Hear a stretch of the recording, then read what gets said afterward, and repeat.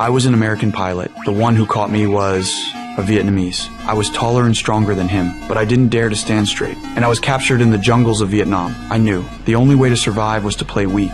They dragged me into a small village in Laos. I forced a smile, met every villager's eyes, tried to act friendly, harmless. They told me to sit, so I Saturday. Later, they took me deeper into the jungle, tied me to a tree, and fired shots at me. Bullets missed. They were just trying to scare me. I cursed them out. They stepped closer, fired another round right by my ear. My head rang for minutes. When they got bored, they dumped me in a rotten prison hidden in the jungle. There were already a few POWs, all pilots, shot down and locked in here. Some had been trapped for more than 2 years, skin and bones, barely surviving. Every day, they prayed for the war to end, for freedom, but no good news ever came. At night, our hands were crossed and locked together. We lay side by side, couldn't even turn over, our feet chained tight. Because the food was so bad, one guy with stomach issues shit his pants every single night.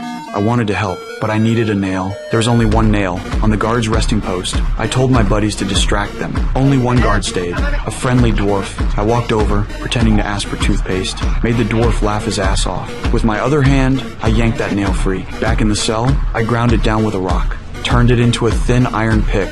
That night, I picked the lock on my handcuffs. Finally, we could at least turn over in our sleep. After that, I started thinking about escape. I saw how weak the guards were. Breaking out didn't seem that hard. But the other POWs reminded me the hard part wasn't escaping. It was surviving the jungle. The jungle was the real prison. No water, no food. You wouldn't last. But I refused to believe that. The food in this prison was dog shit. Not just for us. Even the guards were starving. The prison dogs? Skeletons with fur. Most days, all we got was rice. When food was really scarce, they'd bring us bowls of mealworms. Eat it or starve. No other choice. Why so bad? Because our bombers had destroyed their fields. No harvest. Everyone was starving. Giving us worms was considered special treatment. One day, a Thai pal overheard the guards talking. They were starving, crazy, wanted to go back to their village and eat. So they planned to dump us in the jungle, shoot us down, and pretend we escaped. That way, nobody would blame them. We had no choice but to escape. So we decided to move the next day. Good thing I'd been planning for months. That noon, while the guards ate, I used a mirror to scout outside. Once I was sure it was clear, I opened the fence.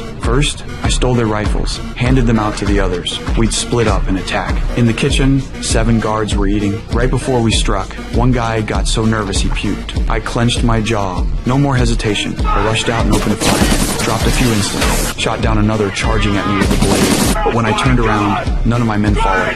They betrayed me. I screamed at them. Cowards! I spared the friendly dwarf, grabbed the supplies I needed. But the escaped guards would be back with reinforcements soon. We couldn't stay. We bolted into the jungle. Out there, we ran into those traitors again. They were already wearing stolen boots. Turns out, they weren't preparing to fight. They were stealing shoes. I cursed them to their faces. In the end, we split up. Before leaving, I traded a magazine for their machete. Former comrades, now just selfish strangers. Luckily, the rainy season had come. When the storm poured, we opened our mouths for water. At least that problem was solved. The rice we'd hidden in the shit bucket finally came in handy. After days of walking, we found a river, chopped logs, built a raft, hoped to float downstream. But before long, we hit a waterfall. The raft plunged. We fought like hell just to survive, but every last supply was gone.